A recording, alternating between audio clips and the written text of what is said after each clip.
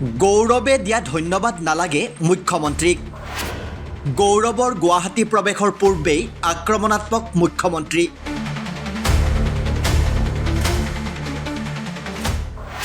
গৌৰৱ গগৈক লৈ কাৰ আশা কাৰ শংকা? কংগ্ৰেছৰ সপোন পূৰাব পাৰিবনে গৌৰৱ গগৈয়ে? মোক ধন্যবাদ জনোৱাৰ কথা একো নহয়।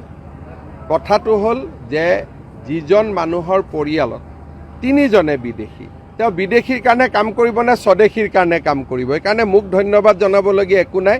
অসমৰ মানুহে তেওঁক ভালকৈ ধন্যবাদ জনাব। গৌৰৱে দিয়া ধন্যবাদ নালাগে মুখ্যমন্ত্ৰীক। সোমবাৰে স্পষ্টকৈ জনাই দিলে ডক্টৰ হিমন্ত বিশ্ব শৰ্মাই। প্ৰদেশ কংগ্ৰেছৰ নৱনিযুক্ত সভাপতি গৌৰৱ গগৈয়ে গুৱাহাটীত প্ৰৱেশৰ আগমুহূৰ্তত আকৌ আক্ৰমণাত্মক হৈ পৰিছে মুখ্যমন্ত্ৰী ডক্টৰ হিমন্ত বিশ্ব শৰ্মা। গৌৰৱ গগৈৰ পত্নী সন্তানৰ নাগৰিকত্বক লৈও কটাক্ষ মুখ্যমন্ত্ৰী। যিজন ব্যক্তিৰ 4টা পৰিয়াল, তাৰে 3জনে বিদেশী, আকৌ অসমত আমি বিদেশী বহিষ্কৰণৰ বাবে দিনে ৰাতিয়ে লাগি আছোঁ। গতিকে তেওঁৰ কথাত উত্তৰ দি লাভ নাই। 10 ছেপ্টেম্বৰত যি ক'ব লাগে মই ক'ম। ইয়াৰ পূৰ্বে প্ৰদেশ কংগ্ৰেছৰ সভাপতি গৌৰৱ গগৈয়ে দিছিল মুখ্যমন্ত্ৰীক বিশেষ ধন্যবাদ। মই ভাবোঁ ইয়াৰ আটাইতকৈ ডাঙৰ ভূমিকা হৈছে মুখ্যমন্ত্ৰী হিমন্ত বিশ্ব শৰ্মা ডাঙৰীয়া। আজি তেখেতক মই ধন্যবাদ কৃতজ্ঞতা জ্ঞাপন কৰিছোঁ।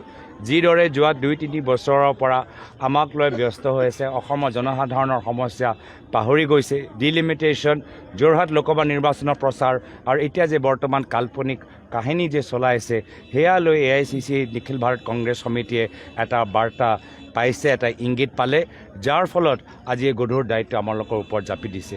আজি এই গধুৰ দায়িত্বৰ আমাক দিয়াৰ বাবে মই প্ৰথমতে মুখ্যমন্ত্ৰীকে ধন্যবাদ জ্ঞাপন কৰোঁ। কিন্তু মুখ্যমন্ত্ৰীয়ে নলয় গৌৰৱ গগৈৰ ধন্যবাদ। ইয়াৰ বিপৰীতে সোমবাৰে গৌৰৱক আদৰিবলৈ গুৱাহাটীত কংগ্ৰেছে লগোৱা পোষ্টাৰ হৰ্ডিংসমূহো আঁতৰাই দিলে গুৱাহাটী পৌৰ নিগমে। তাৰ পূৰ্বে নগাঁও চহৰৰ পৰাও আঁতৰাই দিয়া হৈছিল গৌৰৱ গগৈৰ ফটো সম্বলিত পোষ্টাৰ হৰ্ডিং।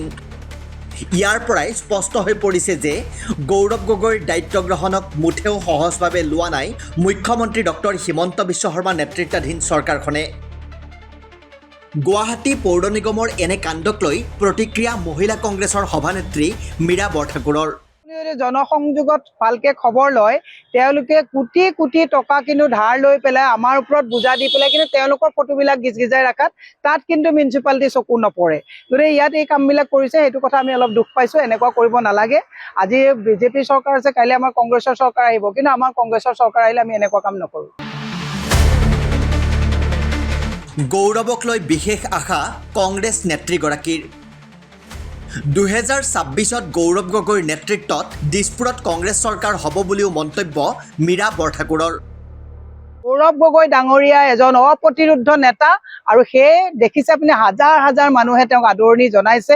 কালি ৰাতি 12টা 12:30লৈকে বৰষুণত তিতি হাজাৰ হাজাৰ মানুহ কলিয়াবৰত পুথৰিত ৰখি আছে। ইয়ে প্ৰমাণ কৰে যে গৌৰৱ গগৈ ডাঙৰীয়াক কেৱল কংগ্ৰেছী মানুহে নহয়, গোটেই অসমৰ ৰাইজে বিচাৰিছে। অসমৰ ৰাইজে 26ত দিছপুৰত গৌৰৱ গগৈ ডাঙৰীয়াৰ নেতৃত্বত অসমত কংগ্ৰেছৰ চৰকাৰ হ'ব। এইদৰে গৌৰৱ গগৈৰ গুৱাহাটী প্ৰৱেশৰ পূৰ্বে বিপৰীত ধৰণে সক্ৰিয় হৈ পৰিছে চৰকাৰ, পৌৰ প্ৰশাসন আৰু কংগ্ৰেছ নেতৃত্ব। এনে পৰিস্থিতিত গৌৰৱ গগৈয়ে কংগ্ৰেছ চৰকাৰ গঠনৰ সপোন পূৰাব পাৰিবনে নোৱাৰে, সেয়া হ'ব লক্ষণীয়। নিউজ ডেস্ক ৰিপৰ্ট, দি ক্ৰছ কাৰেণ্ট।